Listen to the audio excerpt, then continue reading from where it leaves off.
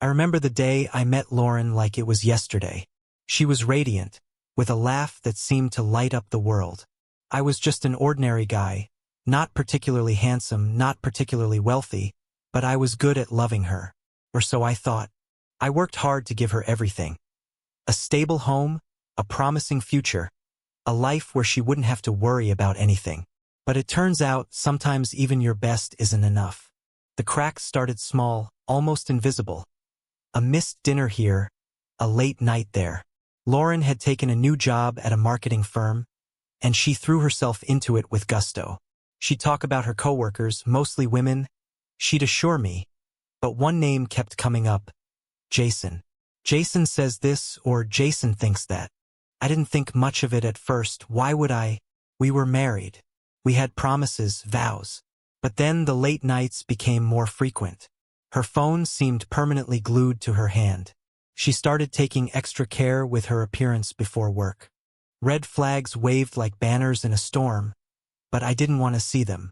I told myself I was imagining things. That's what love does, doesn't it? It blinds you even as it stabs you in the gut. The breaking point came on a Saturday afternoon. Lauren had gone out with some friends for brunch. I was cleaning up around the house when her tablet buzzed on the counter. She'd forgotten to lock it. A message popped up. Jason.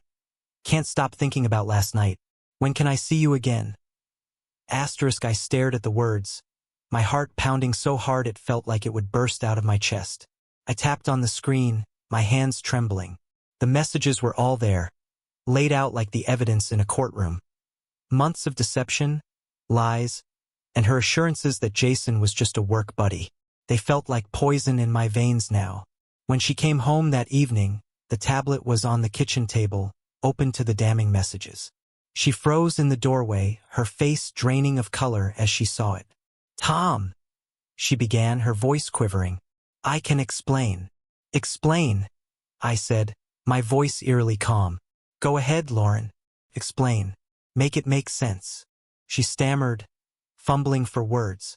Finally, she settled on the one excuse I'd heard too many cheaters use on TV dramas. It was a mistake. A harmless mistake. Harmless. I laughed then, a bitter, humorless laugh that echoed through the kitchen. Harmless? You call months of betrayal harmless? You call sneaking around behind my back harmless? She tried to cry, to beg, to tell me it didn't mean anything. But her tears meant nothing to me now. They were as fake as her promises. That night, I told her to leave. I didn't want to see her face, didn't want to hear her voice. She left, taking only a hastily packed bag and her phone, the same phone she'd used to shatter my trust. I didn't sleep that night. I sat in the living room, staring at the walls, the silence of the house pressing down on me. Memories of our wedding day kept flashing through my mind. The way she'd looked in her dress, so beautiful, so full of promises she had no intention of keeping. And then an idea started to form, a dark, vengeful idea that gripped me like a vice. Lauren had left her wedding dress in our closet. She had talked about preserving it, keeping it as a memento of our perfect day. It felt symbolic, almost poetic, that this dress, the embodiment of our vows, should play a role in what came next. I spent the next few days in a haze of calculated anger. I went to the store and bought a metal trash bin, some lighter fluid, and a box of matches. I set it all up in the backyard, the wedding dress folded neatly inside the bin. It was almost dark when I struck the match and watched the flame take hold. The fire consumed the fabric, the lace and satin curling into blackened ash. The smell was acrid, but to me it was the scent of justice. When the dress was nothing but ashes, I gathered them into a small box. Then I sat down to write her a note. I wanted it to be chilling, something that would stay with her forever. Lauren, you called it a harmless mistake. But mistakes have consequences. Our marriage was supposed to mean something. You chose to burn it to the ground, so I did the same. No, don't come back. Don't call. This chapter of your life is over. Tom. I left the box of ashes and the note on the dining table. Then I locked the doors, turned off the lights, and went to bed. For the first time in weeks, I slept soundly. The next day, Lauren came by to pick up some of her things. She walked into the house, calling my name.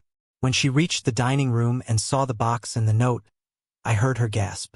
Then came the sobs. They were loud and guttural, the kind of crying that comes from deep inside. Part of me felt satisfaction. The other part felt numb. I didn't go to her. I stayed upstairs, listening as she cried and begged for another chance. Eventually, she left, slamming the door behind her. She didn't come back again.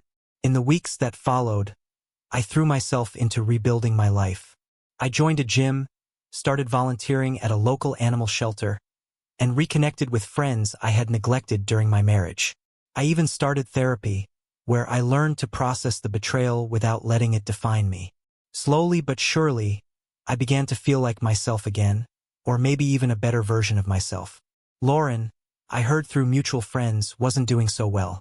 Jason had dumped her shortly after everything came to light. Apparently, he wasn't interested in being with someone who could cheat so easily. She'd moved into a tiny apartment on the other side of town and was struggling to keep her life together. Part of me wanted to feel pity for her, but mostly I felt relief. I was free. One day, I ran into her at a coffee shop. She looked tired, worn down. She tried to strike up a conversation, to apologize again. But I stopped her. "Lauren," I said, my voice steady. "I've moved on. You should too." And with that, I walked away, leaving her, and all the pain she'd caused, behind me. Sometimes, life doesn't give you closure. You have to create it for yourself. Burning that dress, writing that note, it was my way of taking back control, of ending a chapter that had become a nightmare. And now, as I look to the future, I know one thing for sure. I'll never let anyone take my happiness away again.